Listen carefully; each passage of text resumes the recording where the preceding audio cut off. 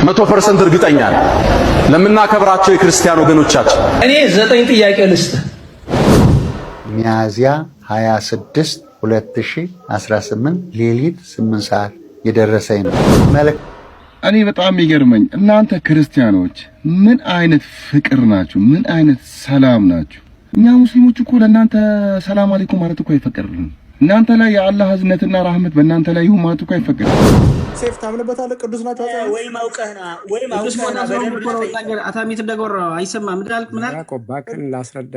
እኔ ላስረዳ አንድ የሚያስረዳዋቸው ነገር አለኝ። ምንጫቸው ነው ቅዱስ ናቸው። አፄ ዮሐንስ ቅዱስ ናቸው ብላችሁ ታምናላችሁ? ቅዱስ ናቸው። ቅዱስ ናቸው። ፈጣሪ ለሁሉ ሰው አታሚት እንደጎረ በሱ ስማ ልንገርህ አንድ ነገር ማወቅ ያለብህ ፈጣሪ በሱ አምሳል ስለፈጠረህ አንተም ለራስህ ቅዱስ ነህ። የተቀደስክ ነህ። የሥላሴ ፍጥረት ነህ አንተ። ቅዱስ ነው ይላል። የራሳቸው ቤተክርስቲያን መኖር አለበት። አሁን እኮ ታቦትና ቤተክርስቲያን ታቦት ሊቀረጽላቸው ገድላት ሊጻፍላቸው ቤተክርስቲያን ሊቋቋማል። እሱ እኛ አይደለንም። እሱ የሚመለከታቸው ሰዎች አሉ። የሚመለከታቸው ከተባለ እነሱ ናቸው እንትን የሚያደርጉት፣ እኛ አይደለንም። እሱ ምን ነግረህ ከእኛ ምን ፈልገህ ነው? ታማልዳለች ብለህ ታምናለህ? ቅዱስ ላሊበላ ሄዳ አንተ እንትን ትሰግዳለህ? ላሊበላ ንጉስ የነበረውን ቅዱስ ስለተባለ ትሰግድለታለህ? አንዴ ልጠይቅህ፣ ትሰግድለታለህ ወይ ለንጉስ ላሊበላ? አንዴ እኮ ላሊበላ ጋር ገና ነን እኮ። አንዴ ላሊበላ ጋር ደግሞ ልመጣ። እኔ የምጠይቅህ ሁለቱም አንድ ናቸው። በማርያም ታማልዳለች አታማልድም? ምንድን ነው የሚለው? አንተ ኦርቶዶክስ ነህ፣ እኔ እናንተ እኮ ይለያል። የእናንተ ሰው ታምረ ማርያምን ቀየሩት እኮ ነው። ታምረ ማርያምን ቀየሩት እኮ ነው። ማን አለ እንዴ? ማን ቀየረው? አንብበዋል? ቆይ 12ቱን መግለጫ አንብበዋል? ይሄ ውሸት ነው ወይ አንተ የምትላለው? የሌለ ውሸት ነው የምታወራው። ተአምረ ማርያም ስቲል ናው ትግራይ ውስጥ ይነበባል። ጠዋት እኮ ነው ተቀየረ። አሁን ተአምረ ማርያም ተቀየረ። አዲስ መጽሐፍ ሊወጣ እኮ ነው የሚቀጥል ሳምንት ከሁለት ሳምንት በኋላ። የቀየሩት እነማን ናቸው ነው? ትግራይ ውስጥ አሁን 2 ሃይማኖት ሆኗል። ተዋህዶ 2 ቦታ ተከፍሏል። ለዛሬው እነዚህንና ሌሎች በርከት ያሉ መረጃዎችን አሰባስቤ መጥቻለሁ። ተከታተሉኝ ዘንድ በአክብሮት እየጋበዝኩ ላይክ በማድረግ ከጀምራችሁ ምስጋናችሁ ከፍ ያለ ነው። ወደ መጀመሪያዎቹ አጠር ያሉ መረጃዎች ስገባ እነዚህን እናገኛለን። እነዚህ እንግዲህ ወገኖቻችን፣ ወንድሞቻችን፣ እህቶቻችን፣ ታናናሾቻችን እንግዲህ በቱቦ ውስጥ ያላቸው ኑሮ ነው። ምን አዲስ ነገር አለው ሊባል ይችላል። በእርግጣው ይህ የዕለት ተዕለት ኑሯችን ነው። ከዚህም የከፋ በጸጥታ ጉድለት ምክንያት በሞትና በሕይወት መካከል ያሉ ብዙ ወገኖቻችን እንዳሉ ይታወቃል። ነገር ግን እነዚህ ጸጥ ብለው የሚኖሩ ማንም ድምፅ የማይሆንላቸው ሆኖ ስላገኘሁት ስለገረመኝ ዝም ብዬ ሳስተውለው የታዘብኩት ነው። ለራሴ የሰማሁት ድምፅ ስላለ ከዚህ ኑሮ። ለማንኛቸውም ይህ የማይታየው ብዙ አለና እግዚአብሔር ወደ መልካሙ ያምጣን። ፖስት ተመልክቷችን ትዊት ማለት ነው። ኮሮና ቫይረስ ኤንድድ 2023 2026 ሃንታ ቫይረስ መች ነው ትዊት የተደረገው? 2022 ዓ.ም ላይ ማለት ነው። ሊትራሊ የወደፊቱን ፕሪዲክት ያደረገ ሰው ነው ይሄ አካውንት ማለት ነው። ታችሁ ገብታችሁ ማየት ይችላልችሁ። ሱት ስሌየር የሚል አካውንት ነው። 5 ፖስት ብቻ ነው። ከ5 ፖስቱ መካከል የትኛው ፖስታ ኮሮና ኤንድድ፣ ከዛ በመቀጠል ደግሞ 2026 ሃንታ ቫይረስ እንግዲህ ባለፈው ከነበረው ከክሩዝ ሺፕ ላይ ደግሞ ባለፈው ከነበረው የመንገደኞች መርከብ ላይ የወረዱ ብዙ ሰዎች አሉ። እንግዲህ ኮንታክት አላቸው ደግሞ ከዚህ ቫይረስ ጋር ንክኪ ያላቸው ተብሎ የሚታሰቡ ከ40 በላይ የሚሆኑ ሰዎች በዓለም ላይ ተበትነዋል። በአሁን ሰዓት ላይ 12 ሀገሮችን የዓለም የጤና ድርጅት ኮንታክት አድርጓል። እንግዲህ ተጠንቀቁ ማለት ነው። ከኮቪድ ጋር ከነበረው የ1% ሞርታሊቲ ሬት ደግሞ ኮቪድ ከነበረው የ1% የመሞት ቻንስ ከሃንታ ቫይረስ እስከ 40% ድረስ ነው ቻንሱ። ከ40 እስከ 50% ነው የሚገመተው። በበሽታው የተያዙ ከ100 ሰዎች 40ዎቹ ይሞታሉ ማለት ነው። እንግዲህ ይህ ቫይረስ ከሮደንት ደግሞ ከአይጥ ከምናምን የሚመጣ ቫይረስ ነው። ከነሱ ቀጥታ የሚተላለፍ ቫይረስ ነው። የነሱ የተጸዳዱት ነገር ደግሞ እነሱ የተጸዳዱት ወይ ሽንታቸውን ይችላል ወይ ደግሞ ሰገራቸው ደግሞ ከአይጦች ነው መነሻዬ ይላል ይህ ሃንታ ቫይረስ የሚባለው በሽታ፣ አዲሱ የዓለማችን በሽታ። ለማንኛቸውም የመተላለፍ እድሉ ምንም እንኳን ከሰው ወደ ሰው ዝቅተኛ ቢሆንም ከያዘ ግን የመግደል አቅሙ ከፍተኛ ነው የሚባለው። ለማንኛቸውም እግዚአብሔር ያድነን፣ እንደ ኮረናው ይሰውረን። ጮህን እንዳልጮህን ተቆጠርን። ከዚህ በላይ ለማና ቤት እንበል። ሳልሰለች ግን ድምፅ ሆናቸዋል ሕይወት እስካለ ድረስ። ለነገሩ በሽታው መጣ ቀረ እኛ ቀድሞውንም እየሞትን እያለቅን ደማችን በከንቱ እየፈሰሰ ያለበት ሁነት ነው ያለው። አርሲ ዛሬም እነሆ ደም እየፈሰሰባት ያለች ምድር የንጹሃን ደም ፈሶ እቺ ምድር እቺ መሬት ምን ትሆነ የምትቀበለው አጸፋውን? ይህ የንጹህ ደም እኛ እንኳን ዝም ብንል ሰዎች ምናልባትም ከፍተኛ ቦታ ያለን የቤተ ክህነቱ መሪዎችም ጭምር የቤተ መንግስቱ መሪዎችም ጭምር እኛ ዝም ብንል ስለ ንጹሃን ደም ብሎ እግዚአብሔር ዝም አይልም፣ በቁጣው ይመለሳል። ምናልባት እኛ ባልጠበቅነው ባላሰብነው መልኩ ኬት መጡ የማይባሉትን አስነስቶ ይበቀላል። የንጹህ ደም ዝም ብሎ አይፈስም። ምክንያቱም አንተ ባልወደድከው አንተ ባልሰራኸው ነገር እግዚአብሔር እኔ የሰራሁት ነኝና አንተ ለምን እንደዛ አደረክ ብሎ ስለሚበቀል።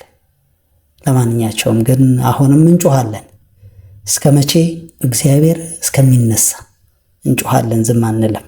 እግዚአብሔር የሚነሳበት ቅርብ እንደሚሆንም ተስፋ እናደርጋለን።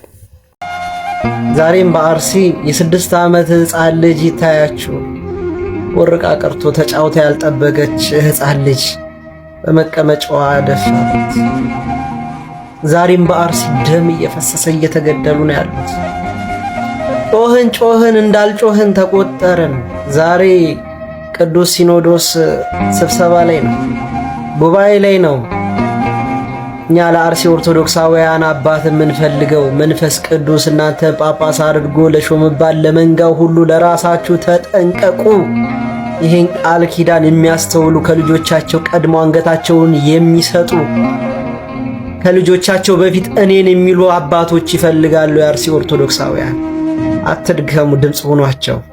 እነሱ ሞትን ከተጋፈጡ እኛ ምንም ዋጋ ለማንከፍልበት ድምፅ መሆን እንዴት ይሰለቸናል?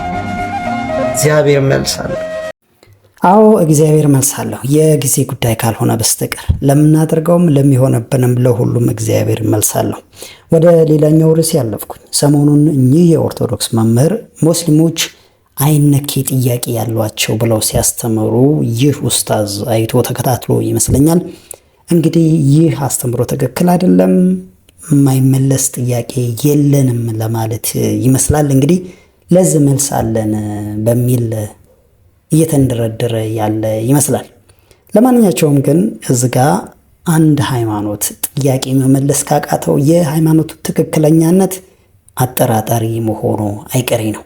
ኦርቶዶክስ በየትኛው መጠን የሰው ልጅ አእምሮ ያፈለቀውን ጥያቄ የሰው ልጅ አእምሮ በሚቀበለው መልኩ የመመለስ አቅም ችሎታ አላት። ለዛም ነው ሺህ ዘመናትን አቋርጣ ይሄን ያህል የተጓዘችው።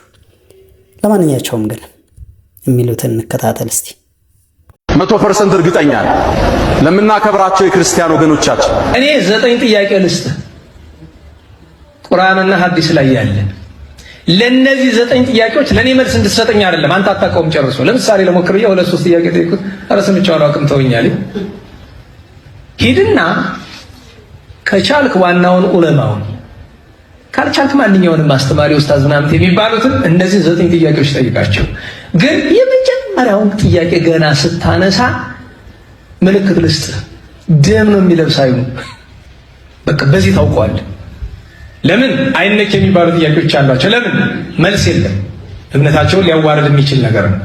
ታውቃላችሁ አይደል? 100% እርግጠኛ ነኝ ለምናከብራቸው የክርስቲያን ወገኖቻችን እስልምና በመረጃ የተዋበ ጠንካራ መሰረት ያለው ሃይማኖት ነው። በመከባበር በመወያየት ዲኑን ዲስከስ ማድረግ እንችላለን። እስልምና ጋር ቀርቦ እጅ ያልሰጠ የለም። ስለ እስልምና ተከራክሮ ሻሃዳ ሳይወጣ የወጣ የለም። 100% እርግጠኛ ነኝ። በእኛ እጅ ብቻ ስንት ሰው ሻሃዳ ተቀብለ? እስልምና ጋር መወያየት የፈለገ ፊት ለፊት ይምጣ። በሚፈልጉት መጽሐፍ በሚፈልጉት ርዕስ ማውራት ይቻላል። ዕውቀት ይዳኝ ያኔ፣ ሐሳብ ያሸንፍ ያኔ። ስድብ አይደለም፣ ማንጓጠጥ አይደለም፣ ትልቅ ስብዕና ማርከስ አይደለም። ዕውቀት ይዳኝ። እስልምና ሁሌም በሩ ክፍት ነው። እጅግ በጣም ደስ የሚል ሀሳብ ነው። እንግዲህ ከሙስሊም ወገኖቻችን እየቀረበ ያለው ቁጭ ብሎ መወያየት፣ መረዳዳት፣ ዕውቀት ታሸንፍ ማለት ትክክል፣ እሰየው የሚያስበላው።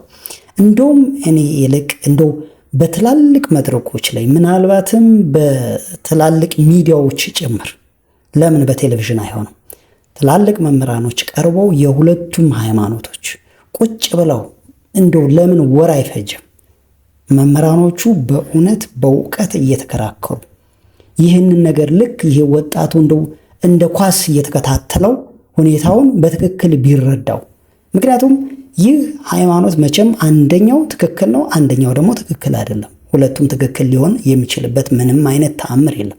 ምክንያቱም እንግዲህ ፈጣሪ አንድ እንደሆነ እስካመንን ድረስ ያው አንደኛው ሃይማኖት እንደሚያሸንፍ ያው እሙን ነው። ስለዚህ ይህ መድረክ እንደው በትልቁ ቢዘጋጅ፣ ምክንያቱም ትላልቅ ሐሳቦች አንዳንድ ጊዜ ከትንሽ ነው የሚነሱትና በሶሻል ሚዲያ ብቻ ባይወሰን ነው ቢሄዱበት እኔ በጣም ደስተኛ ነኝ በጣም። ስለዚህ ከዛም በኋላ እውነት ትወጣና ሰላም ይሆናል ማለት ነው። ለሁሉም ሰላም ይሆናል፣ ለዓለምም ይተርፋል። አንደኛዋ ትክክል ትሆናለች መጨረሻ ላይ። ስለዚህ ያቺ ትክክል የሆነችዋን አጠናክሮ አንድ ሆኖ የሚሄድበት እውነት ይፈጠራል። ስለዚህ ያው ሰላም ለዓለም ይሆናል ማለት ነው። ወደ ሌላኛው ደግሞ ልሄድ እስቲ። እኚህ አባት እፎይ ትክክል አይደለም፣ እፎይ የሚያደርገው ድርጊት ቤተክርስቲያንንም ክርስቶስንም እያሰደበ ስለሆነ የሚሄድበት አካሄድ ልክ አይደለምና እሱን አትከተሉ ብለው ሲያስተምሩ ሰምታችኋቸው ነበር። እሳቸው ምን እያሉ ነው? እስኪ ተከታትለን እንመለስ። ሚያዝያ 26 2018 ሌሊት 8 ሰዓት የደረሰኝ ነው። መልካቸው ጠቋቁር የሆኑ በጎች በቀንበር ተጠምደው የማይነቃነቅ ድንጋይ እንዲጎትቱ ያደርጓቸዋል። ድንጋዩ ስለማይነቃነቅ በጎቹን እየገረፉ እንደሰማችኋቸው እንግዲህ ሚያዝያ 26 ከሌሊቱ 8 ሰዓት የተነገረኝ እያሉ ነው። ይህ ማለት ምን ማለት ነው? ነቢይ ነኝ ከሌሊቱ በ8 ሰዓትም በ6 ሰዓትም የተነገረኝ ነው፣ ቶሎ አድርሱልኝ መልእክቴን እያሉ ነው ማለት ነው። በጣም ጥሩ። እፎይ እንግዲህ በጣም እየታገለ ራሱን አደጋ ላይ ጥሎ ለቤተ ክርስቲያን ራሱን የሰጠና ብዙ ነፍሳትን ወደ ኢትዮጵያ ኦርቶዶክስ ተዋሕዶ ቤተ ክርስቲያን ወደ ክርስቶስ የጠራ ወንድማችን ተጽዕኖ ፈጣሪ እንደሆነ ይታወቃል ማለት ነው። እንግዲህ እፎይን ትክክል አይደለም የሚያደርገው ድርጊት ልክ አይደለም ካሉ እርሰው አሁን የተናገሩትን ነገር በምን እንመነዎት? በህልም አየሁት ነው እያሉ ያሉት። ስለዚህ እሱን ትክክል አይደለም ካሉ ሌሎችንም ትክክል አይደሉም ካሉ በምን መዝነው እንደሆነ ማወቅ እንፈልጋለን። የእርሰው ያሁን በጎቹ ተጠምደው ፍየሎቹ ተጠምደው ትልቅ ድንጋይ ቀንበር ተጭኖባቸው የሚሉት ህልም መሆኑንና ራእይ መሆኑን ወይም ትንቢት መሆኑን በምን እንመነዎት? ይሄ የሰሎሞን ዘመቄት ሳይሆን የትውልዱም ጥያቄ ነው ማለት ነው። እንግዲህ ስማቸው እንደሚታወቀው ባህታዊ ገብረ መስቀል ይባላሉ። ባህታዊ ማለት ምን ማለት ነው? ኦርቶዶክሳውያን እስቲ ቆም ብላችሁ አስቡ። ተባይታው ብቸኛ ሆነ። ባህታዊ ማለት ብቸኛ፣ በከተማ የማይኖር፣ በሰዎች መካከል የማይኖር፣ ከሰዎች የራቀ፣ በገዳም የሚኖር፣ ለሀገርም ለወገንም የሚጸልይ ብቸኛ ማለት ነው። እንግዲህ እሳቸው አዲስ አበባ ነው ያሉት፣ ባህታዊ ይባላሉ ማለት ነው። እና ባለፈው እፎይ ትክክል አይደለም ብለዋል። የእርሰው ህልም ወይም የእርሰው ትንቢት ትክክል መሆኑን በምን እናረጋግጥ ነው? እኛ አባት እንግዲህ ብዙ ጊዜ ካስተዋላችሁ በዚህ ሰዓት እንደዚህ ይሆናል፣ በዚህ ወጣ፣ በዚህ ወረደ፣ እንዲህ ሊሆን ነው በሚል የሚታወቁ ናቸው። ባህታዊም ነኝ ነው የሚሉት እንግዲህ ከተማ ላይ ተቀምጠው እና እኔ ምን አይነት እንደው መደንዘዝ እንደሆነ አይገባኝም። እንዲህ አይነት እንደው ስርዓቷን እንኳን በትክክል ጠብቀው ወይ ከበረሃ ሆኖ በትክክል እንደው እንደዚህ ቢሉ እኮ አንድ ነገር ነው። አሁን እርሳቸው እንግዲህ እንዲህ ሊሆን ነው፣ እንዲህ መልእክት ደረሰኝ ለህዝብ ነገር ተብያለሁ ሲሉ እሳቸው ብቁ ቅዱስ መሆናቸውን ነው እንግዲህ እየነገሩን ያሉት። ምክንያቱም እግዚአብሔር እንግዲህ ከእሳቸው ጋር ኮሚኒኬት እያደረገ ነው ማለት ነው። ኧረ እንደው ምንድን ነው እሱ የሚሻለን? የእፎይም ክርክር ትክክል አይደለም፣ የእነዛም ክርክር ትክክል አይደለም። ኢየሱስ ክርስቶስን ሙሉ ጨርገው ሲሰድቡት ቁጭ ብሎ ይሰማል። በዛ ሰው ምክንያት እግዚአብሔር ተሰደበ አልተሰደበ ትልቅ ኃጢአት ነው፣ ነውርም ነው። እኛ አባት እንግዲህ እፎይ የሚያስተምረው ትምህርትና የሚከራከረው ክርክር ልክ አይደለም። በሥርዓተ ቤተክርስቲያን በመጽሐፍም መጽሐፍ ቅዱስም ቅዱሳንን አታሰደቡ ይላል። እሱ ግን እግዚአብሔርን ቅዱሳንን እያሰደበ ነው እያሉ በዚህ ልክ ሲናገሩ ሰማዋቸውና በመጀመሪያ ደረጃ እርሶን ጥያቄ ልጠይቆትኝ፣ እርሶ እዚህ ቦታ ቆመው ይሄን ጥያቄ ለመመለስ ትክክለኛ ሰው ኖት ወይ? ስሞት ባይታዊ ገብረ መስቀል ይባላልኝ። ባይታዊ በአቱን ለቆ ከወጣ በኋላ ባይታዊ ሊባል ይችላል ወይ? በምንስ መስፈርት ነው እሱ እዚህ ላይ ቆመው የሚያስተምሩት? በፍትሐ ነገሥትና ሥርዓተ ቤተክርስቲያን ላይ አንድ ክህነት የሌለው ሰው መድረክ ላይ ወጥቶ በዚህ ልክ እንዲያስተምር አይፈቀድለትም። እንደምመለከተው እርሶ ክህነት የለዎትም፣ መስቀልን በእጆት ላይ የለም፣ ደግሞ ባይታዊ ነዎትኝ። ባይታዊ በአቱን ለቆ መምጣት ነበረበት ወይ? በዚህ ልክስ ደግሞ ለቤተክርስቲያን ዋጋ እየከፈሉ በነፍሳቸው እየተደራደሩ የሚሰሩ ልጆች ላይ በዚህ ልክ መናገር ተገቢ ነው ወይ? እፎይ መጥቶ ከነሱ ጋር ክርክር ከመጀመሩ በፊት የነሱ አንዳንድ ኡስታዞች ዳቦ በቀደደ አፋቸው ኢየሱስ ክርስቶስ ላይ አፋቸውን ሲያላቁ እርሱ ያኔ ምን አድርገው ነበረ? ኢየሱስ ክርስቶስ ተሰደበ፣ ሃይማኖታችንን ልክ ባልሆነ መንገድ እየሰበኩ ነው እነዚህ ሰዎች እረፉ ብለው ከነዚህ የሙስሊሞች መምህራን ጋር ቁጭ ብሎ ተወያይተዋል። ይህን ችግር ለመፍታት ምን አድርገዋል? ከቤታችን ፈርሰው ወደዛ የሄዱ የኢየሱስ ክርስቶስን ምዕመናንስ ለመመለስ ምን አድርገዋል? ያሉትን ሳትጠብቁ የሄዱትን ሳትመልሱ ደግሞ በጎ ስራ የሚሰሩትን በዚህ ልክ የቤተክርስቲያን መድረክ ላይ ቆሞ መንቀፉ ተገቢ ነበር ወይ? ክርስቶስ እንዲህ ብሎ ለመናገር ትክክለኛው ሰው ነው ወይ የሚለው ጥያቄ ውስጥ መግባት አለበት። ስለዚህ እኚህ ሰዎች ኢየሱስ ክርስቶስን መሳደብ የጀመሩት እፎይ ከመምጣቱ በፊት ነው። እሱ መጥቶ ደግሞ እነዚህን ሰዎች በሚገባቸው ልክና እነሱ በሚናገሩት መጠን ተናግሮ ስላስተማረና ስላሳመነ በዚህ ልክ እሱ ላይ ሊወራበት አይገባም። ምክንያቱም ይሄ ልጅ በነፍሱ ተደራድሮ ያ ሁሉ ዛቻ ያ ሁሉ ሴፍ ሲወርድበት ቤተክርስቲያን እንኳን አይዞ ሳትለው ብቻውን ለቅድስት ቤተክርስቲያን ቆሞ አይዛብን እያሳመነ እያጠመቀ ያለ አንድ ኦርቶዶክስ ተዋህዶ ጀግና ልጅ ነው። ስለዚህ ይሄ ልጅ ልታበረታቱትና እውቅና ልትሰጡት እንጂ በዚህ ልክ እናንተ ስብዕና ሳይኖራችሁ ልክ ሳትሆኑ ሰው ልክ አይደለም ማለት ተገቢ አይደለም። ከዚህም በኋላም እንዲህ ብላችሁ የምታወሩ መምህራን ካላችሁ 1 2 3 4 ደጋግማችሁ ማሰብ አለባችሁ። እናንተ በሙስሊሙ ዘርፍ ምን ሰርታችኋል? ወንጌልን ሰብካችኋል? ፈርታችሁ እንዲያደርጉናል ብላችሁ አይደል ወይ ዝም ብላችሁ የተቀመጣችሁት? እና የልጅ ይህን ነገር ተጋፍጦ እንዲህ ብሎ ስላስተማረ ይሄ ነገር እውነት ይገባው ነበር ወይ የሚል ጥያቄ አንስታችሁ ልክ እንዳልሆነ ራሳችሁን አሳምናችሁ ቢችሉ እሱ የሰራውን ስራ መስራት እሱ መደገፍ ነው ያለባችሁ። ስለዚህ ወንድማችን እፎይ ትክክለኛ ስራ እየሰራ ነው። እነሱ ያለ ማስረጃ ኢየሱስ ክርስቶስ ላይ አፋቸውን በዛ ልክ ሲከፍቱ ቪዲዮአቸውን አምጥቼ የማላሳየው የማይገባና ጸያፍ ስለሆነ ጌታችን እንደዛ ሲሰደብ እናንተ መልሳችሁ መስማት ስለሌለባችሁ እንጂ በምን መጠን ኢየሱስ ክርስቶስን እንደሚናገሩና እንደሚያዋርዱ እናውቃለን፣ ሁላችሁም ታውቃላችሁ። ስለዚህ እነሱ ያለ ማስረጃ በዛ ልክ ሲያወሩ እሱ በቁርአናቸው በመረጃ በማስረጃ አምጥቶ አሳያቸው፣ አስተማራቸው። የራሳቸው ስሜት ሲገነፍልባቸው እሱንም ክርስቶስንም ተሳደቡ። ስለዚህ ይሄ ነገር ደግሞ የእነሱን የወረደ አስተሳሰብ እንጂ የእሱን ስህተት አያሳይም። በዚህ ልክ ተረድታችሁት እፎይን እንድትደግፉት ለማለት ነው ይህንን ቪዲዮ የሰራሁት። እንግዲህ እውነታው ይሄ ነው። ከእውነት ጸብ ከሌለብን በስተቀር እውነታው ይሄ ነው። የሚቀጥለው ደግሞ ይህ ወንድማችን ሙስሊም ወንድማችን ያወጣው እውነት እኔ ማመንም ከበደኝ። ይህን ያህል ሰላምታ እንኳን ክርስቲያኖችን ሰላም አትበሉ። እውነት ነው። እኔ በጣም ይገርመኝ እናንተ ክርስቲያኖች ምን አይነት ፍቅር ናችሁ? ምን አይነት ሰላም ናችሁ? እኛ ሙስሊሞች እኮ ለእናንተ ሰላም አለይኩም ማለት እኮ አይፈቀድልንም። እናንተ ላይ የአላህ ህዝነትና ራህመት በእናንተ ላይ ይሁን ማለት እኮ አይፈቀድልንም። አንድ ክርስቲያን አጠገቤ ተቀመጠ ማለት አወራዋለሁ፣ ግን እያወራሁት አላህ ያጥፋ፣ እንዴት ነህ ሰላም ነው አላህ ያጥፋ እንላለን። ግን ገና ስናየው ሰላም ነው እንዴት ነው እንላለን። በልባችን ግን አላህ ያጥፋ። ከክርስቲያኖች ጋር እኮ እንድንውል አይፈቀድልንም፣ አይቻልም እኮ አብረናቸው እንድንሆን እኮ አይፈቀድልንም። ሲጀመር አብረናቸውም ስንሆን እያወራናቸው በመሃል ግን ሰላም ነው አይደል አላህ ያጥፋ አላህ ያጥፋ። ለምን በቁርአናችን አላህ ሱብሃነሁ ወተዓላ አይሁዶችንና ክርስቲያኖችን አላህ ያጥፋቸው ብላችሁ ጸልዩ በሉኝ እኔም አጠፋችኋለሁ ይላል። እናንተ ምን አይነት ሰላማዊ ሰዎች ናችሁ? ምን አይነት መጽሐፍ ነው ያላችሁ? ፕሊስ እባካችሁ በዚህ ቀጥሉበት። የእናንተ ሰላምና ፍቅር የሰላም የሆነ ፍቅር የሆነ ሃይማኖታችሁ እኮ እኛን እየሳበን ነው። ግን በጣም ላደንቃችሁ ይፈልጋል። ምን አይነት አምላክ ነው ያላችሁ? ምን አይነት አስተማሪ ነው ያላችሁ? ዋው! ስለ እስልምና ስለጠየቅኩ ቤተሰቦችን እያጨናነቋቸው። እኔ ካሁን በኋላ በእስልምና ጉዳይ ኡስታዞች ጋር እነዚህ ሌቦቹ ጋር ሄጄ ጥያቄ አልጠይቅም። ለምን እነሱ ጋር ጥያቄ ለመጠየቅ በሄድኩ ቁጥር ክሊፕ ቅንብር እየሰሩ ነው። ቅንብር ለኔ ጥያቄዎች መልስ መመለስ ነው። እነሱ ፖለቲካ ነው የሚሰሩት። ቪዲዮ እያቀነባበሩ ቤተሰብ ጋር ይዘው ይላሉ። እስልምና ላይ ጥያቄ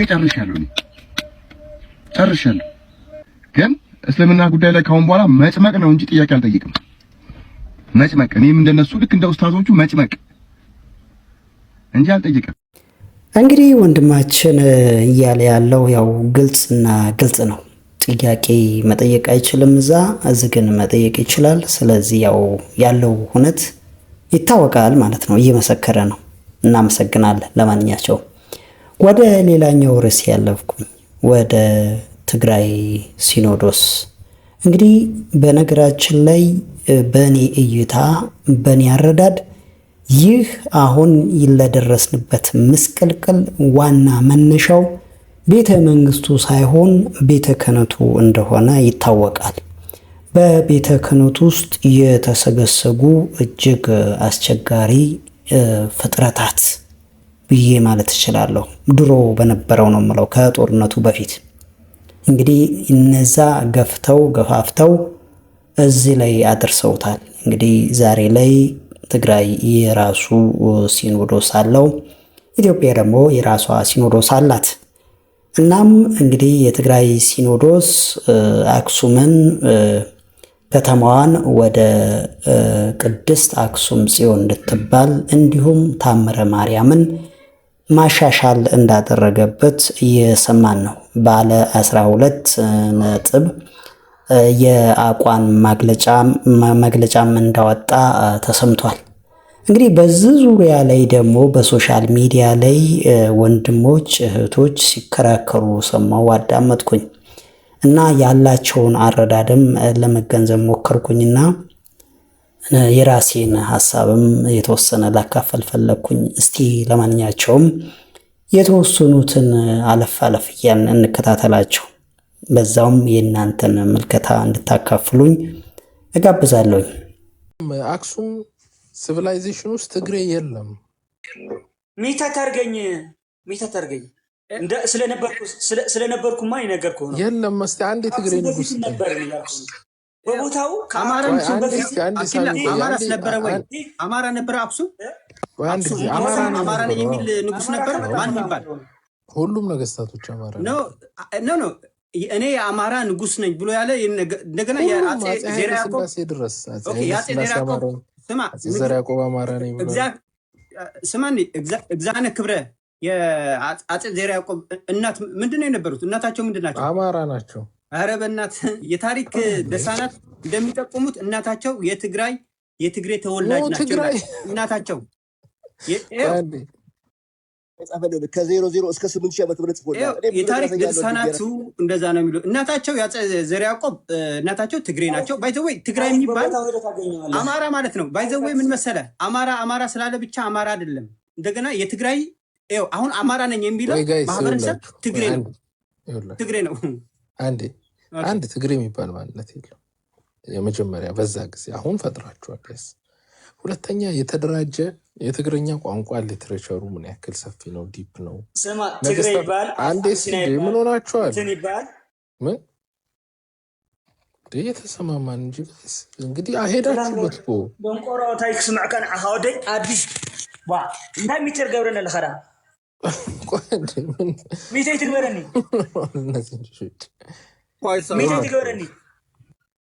ምንም ሲምፕሊ እኮ በነገስታቶቹ ማወቅ ይቻላል እኮ። ሞታ መተራራክ የሞታ መት ሜለለ ታሪክ ኧረ ጉድ ምንድን ነው እንዴ? ወደ ባንበሳ በ980 ዓመተ ምህረት ወደ ሸዋ መጥቶ እዛ የተደበቀው አገሬ ሸዋ ነው፣ ቤቴ ሸዋ ነው ብሎ ነው። ከዛን ደግሞ ከሸዋ ተመልሰን አክሱም ጽዮን ቤተክርስቲያን ሰርተናል። ነገስታቶቻችን እዛ መተን እኛ እኮ ነገስታቶቻችን ሁሉ እኮ የኃይለ ሥላሴ እኮ ነው የሚነግረን። እኛ ምን ነግረህ ችግር የለውም። ምን ስነት አለው ታሪኩ በደንብ አድርጌ ነግረዋል። ኃይለ ሥላሴ እኮ ወያኔ እኮ ነው የጣለው። የትናንትና እኮ ነው የነገርከኝ ያለው። አንዴ ክፈተው ሚዩት አድርጉት ጋይስ አንዴ። ብሩስ ጀምስ ነጋሪት ጋዜጣ የወጣ ነው በ1773። እኔ ብዙ ከነ ማስረጃ ያሳያለሁ። አለቃ አስረስ የኔ ሰው በ1928 በ1938 ይጻፍ። አሁን ይኸውላችሁ ስክሪንሾት አድርጎና ይሄንን አሁን ከተናገረው ጋር አንብቡት በእናታችሁ እዚህ ጋር ምን እንደሚል ሁለት ፔጅ ብቻ ክፍለ ይሄ ማን ጻፈው? ማን ጻፈው? አንተ አሁን ላለው ትውልድ ጻፈው ስክሪንሾት ያርገው ትለኛለህ እንዴ? ማንም የጻፈው እዚህ ስክሪንሾት ላድርግልህ? ፋራ ይመስልሃለሁ? አንዴ ጨርስኩ። አንዴ ጋይ ሂድ በቦታው እኔ ወስደሃለሁና እኔ በራሴ ትራንስፖርት ወስደሃለሁ። በቦታው ሂደህ ታሪክ ታያለህ። ሂድ እዚህ መተህ እዚህ በመጽሐፍ ጽፍ ያለው እንደዚህ ነው እንደዚህ ያለች እንትናለች ምናምን ይሄ ንትርክ ይሄ ለዚህ ትውልድ አይጠቅምም። መሰረት የሌለው ታሪክ አይጠቅምህም። ምን ያደርግልሃል? መሰረት ያለው ታሪክ ከፈለግ በቦታው ሂድ። አንተ ደግሞ መሰረት ያለኝ ካልክ ደግሞ በቦታው ወሰደኝ አሳየኝ። አማራ የሚባል አምሓራ ነው እንጂ አማራ አንዴ የሚታርገው ስራ አማራ የሚባል ስማ ብሔር የለም። እዚህ ማወቅ ያለብህ አምሓራ የሚባል ልሂቃን ነበሩ፣ የገዳማችን ልሂቃን። እዚህ ዝም ብለህ ተረት ተረት አታውጡ። አንድ ማንም ጽሁፍ የሚያመጣው እዚህ መተህ ጽሁፍ ስላሳየህ የኃይለ ሥላሴን ታመጣለኛለህ። የኃይለ ሥላሴ የትናንትና አታሚት እንደገር ሁለተኛ ማወቅ ያለብኝ አሁን የአማራ ክልል በጣም የእኛ ህዝብ ነው ብለን ነው የምናምነው። እኛ ለማህበረሰቡ ጥላቻ የለንም፣ በጣም ህዝባችን ነው። እናንተ ግን የታሪክ ስርቆት ስለምታደርግ ያላችሁ መነገር አለባቸው፣ ግድ ነው። ታሪክ የሰረቃችሁ ነው። ታሪክ የትግራይ የግዕዝ ነው። ግዕዝ ደግሞ ህዝብ ትግራይ ነው። በቃ ተጫለቀ። በዚህ ነው የሚያልቀው። የህዝብ ትግራይ ነው። ልጠይቅህ ወንድሜ ነበር የሚያሳየን በእንትን ታምናለህ? ግዕዝማ እኮ የአማራም የትግሬም የጉራጌም የሁላችንም ነው። በዚህ ላይ ግን እኔ ማየት የምችለው ምን መሰለህ፣ ዘርዓ ያዕቆብ ቅልቅል ናቸው። ቅልቅል የትግራይና የአማራ ቅልቅል ናቸው። እኔ ስለሱ አይደለም ቅልቅል ናቸው አይደለም ነው። እኔ ስለሱ አይደለም እኔ አገባኝ ምን ያው እንደገና ደግሞ በወቅቱ የነበራቸው ንግስና እንትን የኦርቶዶክስ ተዋህዶ ዱ ዩ ቢሊቭ በእንትን ታምናላችሁ? እዚህ ውስጥ ያላችሁ የትግራይ ልጆች በምንድን ነው የሚባለው? አሁን ባለው በደቂቀ እስጢፋኖስ እንትን ምንድን ነው የሚባለው? አሁን አንደኛው ከዚህ ውስጥ ከ12 ፖይንቶች ውስጥ አፄ ዮሐንስን ቅዱስ ማለት ነው። ሴፍ ታምንበታለህ? ቅዱስ ናቸው ወይም አውቀህና ወይም አታሚት እንደጎረ አይሰማም። ያዕቆብ እባክህን ላስረዳ፣ እኔ ላስረዳ። አንድ የሚያስረዳቸው ነገር አለኝ። የሚጫጩት ብቻ ነው። ቅዱስ ናቸው አፄ ዮሐንስ ቅዱስ ናቸው ብላችሁ ታምናላችሁ? ቅዱስ ናቸው፣ ቅዱስ ናቸው። ፈጣሪ ለሁሉ ሰው አታሚት እንደጎረ በሱ ስማ ልንገርህ አንድ ነገር ማወቅ ያለብህ ፈጣሪ በሱ አምሳል ስለፈጠረ አንተም ለራስህ ቅዱስ ነህ፣ የተቀደስክ ነህ፣ የሥላሴ ፍጥረት ነህ። አንተ ቅዱስ ነው ይላል። የራሳቸው ቤተክርስቲያን መኖር አለበት። አሁን እኮ ታቦትና ቤተክርስቲያን ታቦት ሊቀረጽላቸው ገድላት ሊጻፍላቸው ቤተክርስቲያን ሊቋቋማል። እሱ እኛ አይደለንም። እሱ የሚመለከታቸው ሰዎች አሉ። ይመለከታቸው ከተባለ እነሱ ናቸው እንትን የሚያደርጉት፣ እኛ አይደለንም። እሱ ምን ነግረህ ከኛ ምን ፈልገህ ነው? ወይ ልጠይቅ እኮ አፄ ዮሐንስ ሄደህ ትሳለማለህ? የአፄ ዮሐንስ ቸርች ቢሆን አፄ ዮሐንስ አልኩህ። አፄ ዮሐንስ ለሃይማኖታቸው፣ ለክብራቸው፣ ለወገናቸው አንገታቸው ሰጥተዋል። ማርያም ታማልዳለች ብለህ ታምናለህ? ቅዱስ ላሊበላ ሄደህ አንተ ትሰግዳለህ? ላሊበላ ንጉሥ የነበረውን ቅዱስ ስለተባለ ትሰግድለታለህ? አንዴ ልጠይቅ፣ ትሰግድለታለህ ወይ ለንጉሥ ላሊበላ? አንዴ እኮ ላሊበላ ጋር ገና ነን እኮ። አንዴ ላሊበላ ጋር ደግሞ ልመጣ። እኔ የምጠይቅህ ሁለቱም አንድ ናቸው። ማርያም ታማልዳለች አታማልድም? ምንድን ነው የሚለው? አሁን አንተ ኦርቶዶክስ ነህ፣ እኔ እናንተ እኮ ይለያል። የእናንተ ኦርቶዶክስ ሰው ጠውሰ የምትበላ ሰው ነህ አንተ። ያንተ ኦርቶዶክስ እንዴት አድርጌ ከአንተ ጋር ብር ይሄዳል?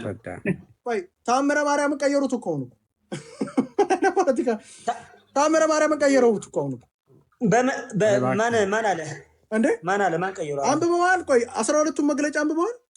ይሄ ውሸት ነው። አንተ የምትለው ያለው የሌለ ውሸት ነው የምታወራው። ተአምረ ማርያም እስቲል ናው ትግራይ ውስጥ ይነበባል ጠዋት። እንግዲህ እንደሰማችሁት ነው። ያው ሁለቱም ወገን እየተከራከሩ ነው። እንግዲህ የሃይማኖት ነገር መስሏችሁ ነበር፣ ያው ሁላችንም መስሎን ነበረ። ነገር ግን ምንም ማምለጥ ያልቻሉት ነገር ቢኖር ፖለቲካ ነው።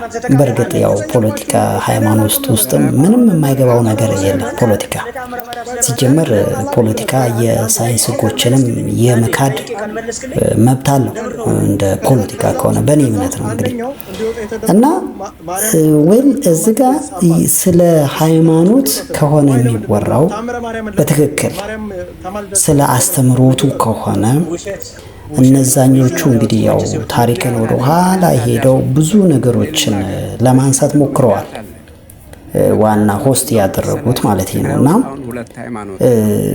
ታሪክን አንስተው ብዙ ለማለት ሞክረዋል፣ ግን ስቲል አሁን ፖለቲካ ውስጥ ነው ያሉት።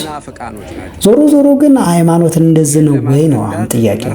ይሄ አንድ ለምሳሌ በሃይማኖት ዙሪያ እየተነሱ ስላሉ ነጥቦች ለምሳሌ አፄ ዮሐንስን ቅዱስ ማለት ከምን አንጻር መሰረቱ ምንድነው? አንድ ሰው ቅዱስ ሲባል ቅዱስ ለሚያስብለው ነገር ምንድናቸው መስፈርቶቹ?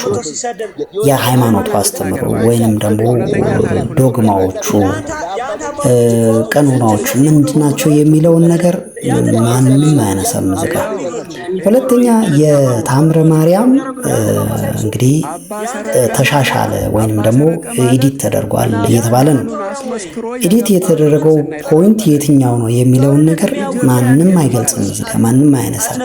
ብቻ ምንድነው እሱ አሁን በጅምላ እያሉ ያሉት ምንድነው የእመቤታችን ወይንም ደግሞ የማርያም አማላጅነቷን አይቀበሉም የሚለውን ነገር በጣም ጀነራላይዝ አድርገው እየተናገሩ ነው። ወይ እኔ እንግዲህ እስከማውቀው ድረስ እዛ ትግራይ ውስጥ የሚኖር ትግራዋይ ወይንም ደግሞ ሌላ በእመቤታችን ምንም የሚደራደርበት ምንም ነገር የለም። እኔ እስከማውቀው ድረስ ምንም የሚደራደርበት በአማላጅነቷ ምንም የሚያገናኘው ነገር የለም። ወይ ታምረ ማርያም ሌላ መጽሐፍ ነው እንግዲህ የሊቃን ጉባኤ ተደርጎ የሚሻሻል ነገር ሊኖር ይችላል። ያው መጽሐፍቶች የተለያዩ ቀኖናዎች እንግዲህ ይሻሻላሉ ይታወቃል። እንግዲህ የሊቃን ጉባኤ ተደርጎ ብዙ ሀሳቦች ተነስተው ያው እንዲህ አይነት መሻሻል ያለበት ነገር ይደረጋል። ስለዚህ አሁን የተሻሻለው ነገር ሪሊ ቅድስት ድንግል ማርያም አማላጅ እንዳልሆነች አድርጎ የሚያቀርብ ነው ይሄ ነገር ነው። ይሄ ከሆነ በእርግጥም ምናልባት እንደኔ አረዳድ ከሆነ እንግዲህ እስከ መጨረሻው ትሰሙታላችሁ።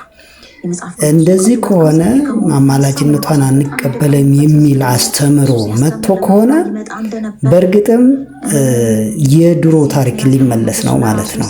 ታቦተ ጽዮን በፍልስጤማውያን የተማረከችበት ታሪክ ሊደገም ነው ማለት ነው። ይህ ከሆነ የተባለው ወይንም ደግሞ የተሻሻለው ይሄ ደግሞ እንደማይሆን በጣም እርግጠኛ ነኝ። በጣም ነገር ግን ይህ የሚሆን ከሆነ እኔ ከምን ጋር እያያዝኩት ምናልባት በእኔ ያረዳት ሰሞኑን እንግዲህ በዛ በአክሱም ዙሪያ ከሙስሊሞቹ ጋር በተያያዘ ብዙ ነገሮች ሲነሱ ነበረ። ስለዚህ ይህ ከሆነ ታቦተ ጽዮን የተማረከችበት በነ ኤሊ ዘመን እንግዲህ የኤሊ ልጆች አፍኒና ፊናስ የማይገባ ነገርን በቤተ ክርስቲያኗ ደጃፍ አደረጉ፣ በጽዮን ደጃፍ። ከዛም በኋላ እግዚአብሔር ተቆጣ፣ መቅሰፍት ወረደ። ከዛም እነዛ ታቦተ ጽዮንም ተማረከች። ይህ ታሪኩ ያለ ነው። ስለዚህ አሁንም እንዲህ አይነት እኔ እንደ ማለት አታማልድም ከሆነ ክህደት ነው። ስለዚህ ይህ ክህደት የሚፈጸም ከሆነ እውነትም ይህ እየተንደረደረ ያለው እንቅስቃሴ ከውጭ ያለው እንቅስቃሴ እነዚህ በተለያየ ቦታ አሁን በሀገሪቷ ላይ በአጠቃላይ ብዙ ክርስቲያኖች ስቃይ እየደረሰባቸው ነው። ስለዚህ ቀጥታ ለምን ወደዛስ እንዴት አይገባም የሚል አንድምታ አረዳድ ነው ያለኝ እና ይህ ደግሞ እንደማይሆን እርግጠኛ ነኝ። ይህ ሆነ ማለት ያው ይህ የምለው ነገር ይሆናል ማለት ነው። ባይዘዌ እኛ ዋናው ዓላማችን የትግራይን ማህበረሰብ ለመንካት ምናምን አይደለም። ማህበረሰባችን በተለይ አማራውን ኢትዮጵያኖቹን ለማስተማር ነው፣ እያስተማር ነው ብለን እናስባለን። ጎሄድ ወንድማችን ምን መሰለ፣ አሁን አንዳንዴ ያው ነገሮቹን በደንብ ማየት መፈተሽ አለብን። እናውቃለን። እኔ አሁን ለምሳሌ አበበች ጎበናና መስከረም አበራ፣ አበበች ጎበናም የምትባላለች ከዚህ በፊት ምን አይነት ነገሮች ስትናገር እንደነበረ እናውቃለን። መስከረምም የራሷ የሆነ በጣም የተጋነነ በነገራችን ላይ ጽሁፉ ላይ ያለና የተባለውና ያልተባለው የተደረጉና የተነገሩ በጣም ይለያያል። ማጋነን ይሄ ከጓንተናሞ ጋር ማያያዝ ምናምን የሌለ ነው እና በተለይ እኔ ትኩረት ማድረግ የምፈልገው ምን መሰለ፣ በተለይ በዚህ በ15ኛው ክፍለ ዘመን የነበረው ቸርች ኢን ዘ ስቴት ወይም ደግሞ የፕሮፌሰር ታደሰ ታምራት መጽሐፍን ከ1270 እስከ 1527 የሚል መጽሐፍ አለ። አምሐራ ማለት የት እንደሆነ ሐይቅ አካባቢ የሚገኝ አምሐራ። ሌላው ምን ይባላል? ጎጃም አለ፣ አገው አለ፣ በገምድር የሚባል አለ፣ መተከል የሚባል አለ። እንደዛ እያለ ይቀጥላል። እና ታደሰ ታምራት እንግዲህ የሸዋ ሰው ነው። ፕሮፌሰር ታደሰ ታምራት ከ1270 እስከ 1527 ምንድን ያለው? አምሐራ የሚባለው ሐይቅ አካባቢ የሚገኙ ከአክሱም የመጡ ናቸው ነው ያለው። ስለዚህ በዛ መሰረት ራሱ አጼ ዘርዓ ያዕቆብ ራሱ የቅልቅል ነው የአማራና የትግራይ ፎከስ እንትኑ ላይ አድርገው እስኪ። ኦኬ ችግር የለውም። ፎከስ እንትኑ ላይ አሁን አማራ፣ ትግሬ፣ ኦሮሞ ላይ ነው ያለው። እኛውን ፎከሱ ለዚህ አሁን የተደረገው ላይ እስቲ እንዴት አየኸው ነው እንትኑ ላይ የተደረገው ማለት ነው። እስጢፋኖስ ድጋሚ አልመጣም አይመስልህም ወይ? አሁን ለምሳሌ ዝሮ ምን መሰለህ፣ አሁን ዝሮ እየመጣ ያለው ደቂቀ እስጢፋኖስ ስናመጣቸው ታላቁን ንጉስንም ደግሞ እናመጣቸዋለን እና የእሳቸው የዘር ግንድም ከኤርትራም ከትግራይ ጋርም የነበራቸው ተቀላቅሎ እና ቅልቅል መሆናቸው መታወቅ አለበት። እኔ በወቅቱ አማራ ነኝ የሚል አንድም ንጉስ የለም፣ የተጻፈ ሐውልትም የለም። ዘሩ ላይ ለምን ትሄዳለህ ወንድሜ? አሁን ስለ ዘሩ አይደለም። አምሐራ የሚባል ነው የነበረው። አምሐራ ማለት ደግሞ በነገራችን ላይ ትግሬ ማለት ነው። ትግሬ ማለት ትግራይ ማለት ደግሞ ኤርትራ አምሐራ ነው። ጋይስ ክርክሩን እንትን አደረጋችሁ። በዛ ነው እኔ አያገባኝም። ስለሱ አይደለም አሁን እያወራን ያለ ነው፣ ሌላ ነው። የምን ስለ አማራ፣ ኦሮሞ፣ ትግሬ ምናምን አይደለም ነው። እንዴት አየኸው ነው? አሁን ይሄንን ቅዱስ ማለት ቅዱስ ያልሆነውን ሰው ቅዱስ እያደረጉ ማምጣት ምናምን ይሄ ከሌላ ማህበረሰብ ጋር አጋጫችሁ ወይ? ኢቨን ኦርቶዶክስ ከዚህ በኋላ ከትግሬ ጋር አንድ አይነት ኦርቶዶክስ ነን ማለት ይቻላል ወይ? ከዚህ በኋላ ኢትዮጵያዊና የኢትዮጵያ ኦርቶዶክስ እና የኢትዮጵያ ኦርቶዶክስ የትግራይ ቸርች ውስጥ መግባት ይችላል ወይ? ቢካዝ ማርያም አታማልድም ምናምን እያላችሁ እንትን እያረጋችሁ መቼም አንድ አይነት ሄጄ ልሳለም አትልም። ከዚህ በኋላ ኢትዮጵያኖችስ ከዚህ በኋላ ሄደው መሳለም ይችላሉ ወይ? የትግራይ ቄስን ሄደው የትግራይ ከሆነ ቄሱ ሄደው መሳለም ይችላሉ ወይ? እሱ ላይ ለምን አናወራም? አሁን ቲፒካሊ ሌላ ፖለቲካ ላይ ያለ ወንድም ማየት ያለብን ነገር ምን መሰለህ? አሁን ስለ ታምረ ማርያም ነው እየተናገርክ ያለው። የማርያም ድንቅ ስራዎችና የማርያም ታምራት የሚነገርለት ትግራይ ውስጥ እስካሁን ድረስም በመጽሐፍ ቅዱስም አለ፣ በቤተ ክርስቲያን ውስጥም ጸሎት በየቀኑ የሚደረግበት ነው። ስለዚህ አሁን የተባለ ይሄ ተደርጓል አልተደረገም፣ አንደኛ አንተ እንዳልከው አይደለም። አንተ እያልከው ያለው የተወሰነ የተጋነነ ነገር አለ። አንድ ሰው ክርስቲያን ወይም ደግሞ ኦርቶዶክስ ሲሆን በዓለም ደረጃ ያለው እንደ ሰው ነው እንጂ እንደ ብሔር አይደለም። አንድ ሰው ቄስ ከሆነ የአማራ ቄስ፣ የኦሮሞ ቄስ፣ የትግሬ ቄስ ብለህ አይደለም። መስቀሉ ላይ ጽሁፍ የለውም። የትግሬ ሲኖዶስ ነው። ትግሬ ሲኖዶስ ውስጥ ያለን ያልኩ እንጂ ትግሬ ስለሆነ የትግሬ ሲኖዶስ ውስጥ የሚሳተፍ ከሆነ ኦርቶዶክስ አይደለም። ማርያም አታማልድም ብሎ ኦርቶዶክስ ሊመጣልኝ አይችልም። የእሱን መስቀል መሳለም ማለት ዝም ብሎ እንጨት ነው የምሳለመው እንጂ እውነትና ራቅ ከተባለ እንትን አለ። ምን መሰለህ፣ አንደኛ ስማ፣ የማርያም አማላጅነት ይኸው አብዛኛው በነገራችን ላይ ማወቅ ያለብህ አብዛኛው ትግራይ ውስጥና ኤርትራ ውስጥ የኤርትራ እንኳን ትንሽ እንትን ተወውና ትግራይ ውስጥ አብዛኛው 100% የኦርቶዶክስ ክርስቲያን አማኝ ነው። የማርያምን አማላጅነት የምዕመናን እምነት የጠነከረበት በችግር ጊዜ ተስፋ የሚያደርገው በመጽሐፍ ቅዱስም በማርያምም ጭምር ነው። አብዛኛው የትግራይ ህዝብ 100% ይኸው ከአፋር ከሌላ ቦታ የመጡ የተወሰነ እነዚህ ቤጃ የሚባሉ የተወሰነ ሙስሊሞች ሊኖሩ ይችላሉ። እነሱም ደግሞ አንዳንድ ሱቅ የከፈቱና የተወሰኑ ጥቂት ናቸው። ከ50 ሰው ከ60 ሰው አይበልጡም። ስለዚህ አብዛኛው ኦርቶዶክስ 100% ባለበት ትግራይ ውስጥ አሁን ከምትለው አንጻር ጋር ትክክል አይደለም። ሌላ ስለ አፄ ዮሐንስ ነገስት ቅዱስ መባላቸው ምንም ችግር የለውም። ቅዱስ ላሊበላም እኮ ቅዱስ ተብሏል። ላሊበላ ቅዱስ ከተባለ አፄ ዮሐንስ ደግሞ ቅዱስ ቢባሉ ምንም ችግር የለውም። ምክንያቱም እሳቸው ለሃይማኖታቸው ሲሉ በነገራችን ላይ ማነው ስሙ ደቂቀ እስጢፋኖሳውያን እኮ ከሸዋ ከጎጃም ከጎንደር አብዛኛው የነሱ ተከታይም ነበራቸው እኮ በወቅቱ። ተወደደም ተጠላ ግን ትግራይ ውስጥ ባለው የሃይማኖት ሁኔታ ድፍን 100% ስለሆነ ትንሽ ራሳችሁ ውስጥ ቢሰሩበት ነው እኔ የምለው። ምን መሰለህ ራሳችሁ ቢሰሩበት ይሻላል። ከዛ ውጭ ደግሞ የፕሮፌሰር ታደሰ ታምራትን መጽሐፍ ከ1270 እስከ 1527 የሚለውን እሱን ደግሞ ማበብ የተሻለ ነው ብዬ ነው ማምነው። ይሄ ነው ልል የምችለው። ታንክ ዩ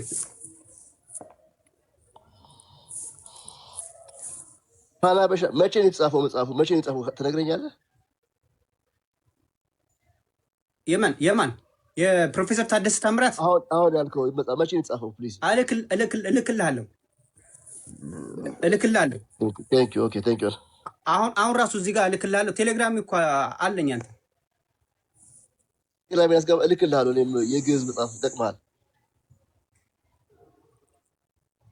ነገራችን ላይ የግዕዝ መጽሐፍ እኔ ከ80 በላይ አለ። እኔ ቤተሰቦች የሰጡኝ ከ80 መጽሐፍ አለ። እኔም ራሴ ልሰጥ እችላለሁ። ጣጣ የለውም። ያለቃ አስረሴኔ ሰው የካም መታሰቢያ ወይ ደግሞ አክሱም መኑአታ የሚል መጽሐፍ አለ። የግዕዝ ይጠቆም ሆነ የ1920 ነው አለኝ። ሁሉም አለኝ። እኔ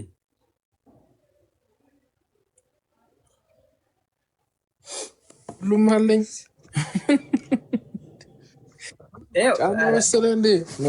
ስማ የኔ አካባቢ ገዳም ውስጥ ነው።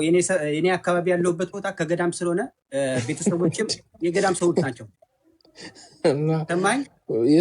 የተጠራው መጽሐፍ በሙሉ ሁሉም አለኝ ትላለህ?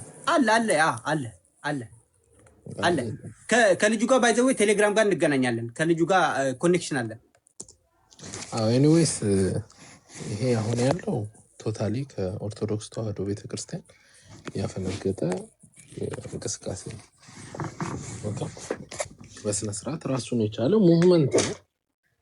ያው እንግዲህ የኦርቶዶክስ ተዋህዶ የምታይበት ነገር የተለየ መሆን አለበት። ያው የትግራይ አሁን ስንጠይቅ አሁን እኛ የትግራይ ክርስቲያን ነው ወይስ የኢትዮጵያ ክርስቲያን ነው ብለን የምንጠይቀው ማለት ነው። አኪላ ለአንተ የምጠይቀህ አክሱም ቅድስት የዓለም አቀፍ የተቀደሰች ልክ እንደ ቫቲካን መጠራቷ ለአንተ ማለት ምን ትላለህ አንተ በዚህ ጉዳይ ላይ? አክሱም ልክ እንደ ቫቲካን አይደለም። ይሄማ ማስኬጃ ነው። ምን ትላለህ? የራስህ ሀሳብ ምንድን ነው? ሀሳብ ምንድን ነው? የኦርቶዶክስ ተዋህዶዎች ምንም ችግር የለም። የኦርቶዶክስ ተዋህዶ ሰዎች እንዳያስቸግሩ ትግራይ ውስጥ ያሉት ትግራይ ህዝብ ማለት የየመን ህዝብ ከየመን የመጣ ከባኑ ከሚባል ትራይብ የመጣ ነው። ሎካል አቢሲኒያም አይደለም። ኦኬ እዛ ቀረ ድሃ ስለነበረ አቅም ስላልነበረው አቢሲኒያ ማነው ያለው? ነገስታቱን ተከትሎ ትክክለኛው ማህበረሰብ አማራው ነባሩ ኦኬ ወደ ታች ሲወርድ የቀረው ይዞት ሊሄድ የማይችል ሰው በቃ ድሃው ምኑ ከተለያየ አካባቢ የመጣው መጤው ምናምኑ እዛው ቀረ። ኦኬ አሁን ያለው የትግራይ ህዝብ ማለት በቃ ወደ ታች ነገስታቶቹን ተከትሎ ያልሄደ ነው።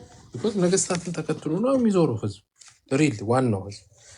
ኦኬ የማይዞረው የሚቀረው ደግሞ ያው ምንም ያው ከየመን ላልከው ጉዳይ አንደኛ ወንድሜ የሰባውያን አይደለም አጀንዳው ጋይስ ምን ያገባኝ ምን ስለሱ አሁን አጼ ካሌብ እኮ ያው የመን ድረስ ሂደው የገዙት ከየመን አይደለም ወደ ኢትዮጵያ የመጡት ከአክሱም ወደ የመን ሂደው ነፃ ወንድሜ ይኸውልህ አጀንዳው ሌላ ነው። አልገባችሁም?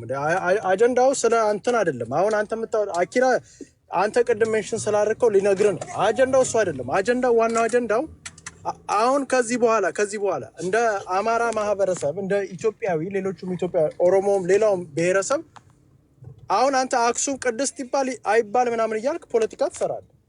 ዋንስ አንዴ ቅድስት አክሱም ምናምን ብለህ መተህ ፖለቲካ ግን ሌላ ከሆነ ግን ምንም ቅድስት ተባለ አልተባለ ለኛ ትርፍ የለውም። አሁን ለምሳሌ ለኢትዮጵያ ኦርቶዶክስ የትግራይ ኦርቶዶክስ የተገነጠለ ነው። የኢትዮጵያ ኦርቶዶክስ አስተዳድረው አክሱም ጽዮንን አሁን እኔ እስከማውቀው ድረስ።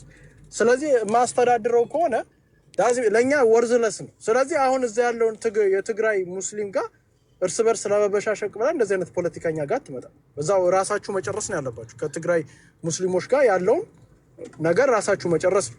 የኛ ግን አሁን ችግሩ ምንድነው? በስመ ኦርቶዶክስ አዲስ ገድላት እየጨመራችሁ ቅዱስ ያልሆነው ሰው ቅዱስ አፄ ዮሐንስን ብላችሁ አምጥታችሁ ልትመጡ እየፈለጋችሁ ያ ነገር እንዴት ከመላው ኢትዮጵያ ጋር ቢካዝ አሁን እንትን ልትሰራለት ነው አንተ የፈለግከው ምንድን ነው የሚባለው? ስሙን ንገረኝ። ታቦት ልቀርጽለት ነው። ታቦት መቀረጽ አለበት ብለህ ታምናለህ ወንድሜ? ፓናበሻ ምን ችግር አለ? ይቀረጽለታል። እኮ ታሪክ ከኢትዮጵያ ኦርቶዶክስ ጋር እኮ ልትወጣ ነው ማለት እኮ በቃ መቼም እኔ አሁን አንድነት ይፈጠር ብለው እንትን ከተባሉ ባይዘው ኦርቶዶክስ ሲኖዶሱ ቶታሊ ኮራፕት የሆነ ነው እውነት እናውራ ከተባለ ከዚህ በኋላ ከትግራይ እንትን ጋር አንድ መሆን አለበት ብዬ አላስብም። በቃ ታስቶ ኦልሬዲ አፄ ዮሐንስ ለምን ቅዱስ የት ቅድስና ኖሮት ነው ቅዱስ የሚባለው አልገባኝም። የአክሱም ቅድስት በዓለም አቀፍ መባሉ እንደውም የሚገርም ነገር አፄ ዘርዓ ያዕቆብ ይታጠራል ልክ እንደ ቫቲካን እንደታጠረው በ9ኛው ክፍለ ዘመን አክሱምም ራሱ ይታጠርና ኢአማንያን የተባለ ሰው ወደዛ ቦታ ድርሽ እንዳይል ይሆናል። ያ ደግሞ ዓለም አቀፋዊ የታሪክ የባህል ማዕከል ቫቲካን እንደ አክሱም አክሱም እንደ ቫቲካን ይሆናል። ይሄ ደግሞ ስራ እየሰራንበት ነው። በነገራችን ላይ በዚህ ስራ ትልቅ ስራ ሰርተናል። ጥሩም እንትና አግኝተናል። አሁን ከ12ቱ እነዚህ አምጥተውት መንበረ ሰላም ያመጡት ከ12ቱ በተለይ የአክሱም ቅድስት ብለው ማለታቸው የምደግፈው ነው። አፄ ዮሐንስን ደግሞ ንጉሠ ነገስቱን ቅድስት ብለው መጠራታቸው በጣም ጥሩ ነው። ምንም ችግር የለውም። ምክንያቱም ንጉሥ ላሊበላም ቅዱስ ላሊበላ ተብሏል እና ስለዚህ አፄ ዮሐንስ ደግሞ ቅዱስ ዮሐንስ ቢባሉ እንደውም ባለፈው ቴዲ አፍሮ የዘፈነው ዘፈን ላይ ቅዱስ ዮሐንስ ይላል እና እንደውም ከሱ ጋር አብሮ ማች ያደርጋል ብዬ ተስፋ አደረኩኝ ማለት ነው። እና በጣም ጥሩ ነው። እንደውም ቴዲም እንትን ብሎላቸዋል ዘፍነላቸዋል። በተዘዋዋሪ የእሳቸውን ማንሳት አይፈልግም ነበር ቅዱስ ዮሐንስ ብሎ መጣ። እኛም ደግሞ በአክሱም ጽዮን ጋር ወይም ደግሞ መንበረ ሰላም ደግሞ ምን ይዞ መጣ ቅዱስ ዮሐንስ። ስለዚህ ይሄዳል የሚል እንትን አለኝ ሐሳብ አለኝ። ግን ከሌላው ኢትዮጵያ ጋር ግን አሁን እንዴት ነው አሁን ኦፊሻሊ እኔ ለዚህ ነው ይኸውልህ ፓናበሻ እኛ አሁን እንደ አንድ አማራ ትግራይ ሀገር መሆን አለባት ስንል አንደኛው ፓርቲ ነው በቃ ደስ በኢትዮጵያ እንትን ላይ ቆቦን ይዛ ነው ቆቦ ቅድም ቆቦ ስትል ነበር። ይሄ ቆቦ ወሎ ምናምን ይዛ ነው ወይስ እንዴት ነው? እኔ አሁን ስለሱ አይደለም እያወራ ያሉት ነው። ቆቦን ይዛ ነው ወይ ነው አንተ ያዝከው? ምንም እሺ እፈልጋለሁ ካለ ምንም ልናደርገው አንችልም። እፈልጋለሁ ካለ ግን ምንድን ነው እኔ ትግራይ ሀገር መሆን አለባት ኢትዮጵያዊ መሆን አይችሉም ከዚህ በኋላ ስንል ዝም ብለን ጅል ሆነን ምናምን አይደለም። ሪያሊቲውን መጋፈጥ ስላለብን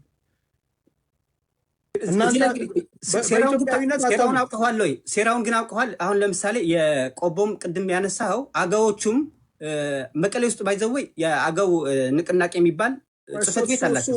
እሱ ሌላ አጀንዳ ነው ወንድም። ጽሕፈት ቤት አላቸው እና አገው ድረስ ከመጣ ጎጃም ድረስ መጥቶ እስከ ቤንሻንጉል ድረስ ሊደርስ ይችላል ማለት ነው ወንድሜ። ይኸውልህ እሱ ሌላ አጀንዳ ነው። እሱ ነገ ከነገ ወዲያ እናወራበታለን።